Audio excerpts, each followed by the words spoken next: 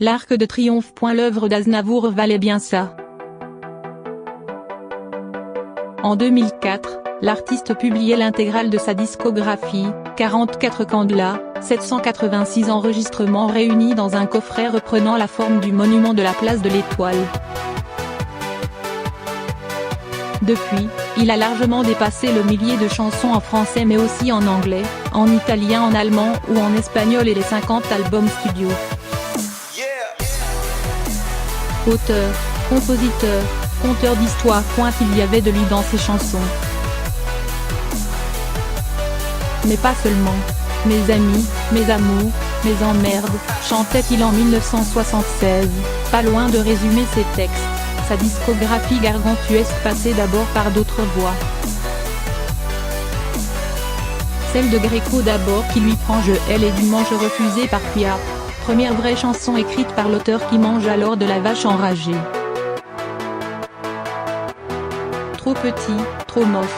Il ne faut pas laisser chanter les infirmes, murmuraient certains dans le milieu qui détestaient sa voix et le surnommaient l'enroué vers l'or tandis que la critique anglo-saxonne l'avait rebaptisé Has No Voice. Jeu de mots avec Has No Voice. Note de la rédaction, n'a pas de voix. Sans pitié, Aznavour ronge son frein, ne lâche rien et écrit sans cesse. Le succès vient enfin grâce à Viens au creux de mon épaule en 1953 et Sur ma vie. On croit à tort qu'il raconte la sienne quand il chante Je me voyais déjà. Impressionnante illustration de ses débuts laborieux, de ses rêves de voir son nom en haut de l'affiche, de s'imaginer adulé et riche. Pourtant, Aznavour aime chanter le destin des autres, se glisser dans la peau de personnages, l'homosexuel de Comme il dit, l'orphelin de la mama dont il a juste signé la musique. Certes, il évoque un peintre saltimbanque de la bohème, mais cette fois son héros n'est pas très loin de lui, de son enfance, de sa famille d'artistes. Je vous parle d'un temps que les moins de 20 ans ne peuvent pas connaître. Les premiers mots de la chanson sont presque entrés dans le langage courant. Les rappeurs d'aujourd'hui appellent ça une punchline, une fulgurance d'écriture, dont tout le monde rêve dans le hip-hop. La plume d'Aznavour était souvent sidérante. Il me semble que la misère serait moins pénible au soleil dans Emmenez-moi. You are the one for me, formidable you are my love, very, véritable. Pour entamer forme formidable à 18 ans j'ai quitté ma province.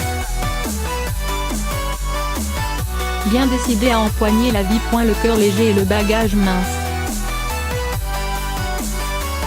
J'étais certain de conquérir Paris en ouverture de Je me voyais déjà.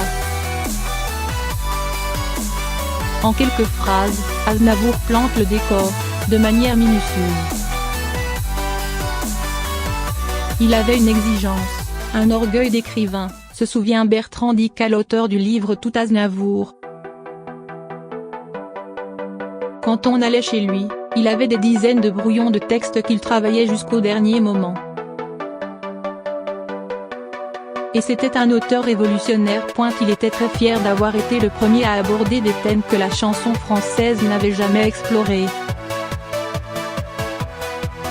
L'homosexualité dans Comme ils disent, bien sûr, mais aussi le regard cruel du mari sur sa femme qui vieillit dans Tu te laisses aller en 1963, les fautes d'orthographe dans les années 70 à travers Je t'aime, ou encore l'amour d'un homme pour une femme sourde dans Mon émouvant amour. Du coup, le compositeur qu'il était aussi a toujours dit que la musique était ce qui le fascinait le moins. Il essayait ses textes sur des dizaines de rythmes et de mélodies différentes. Pourtant, ce sont bien ses compositions qui portaient ces textes isolés. Et sa voix, de crooner atypique, faisant rouler les mots, celle à laquelle personne ou presque ne croyait.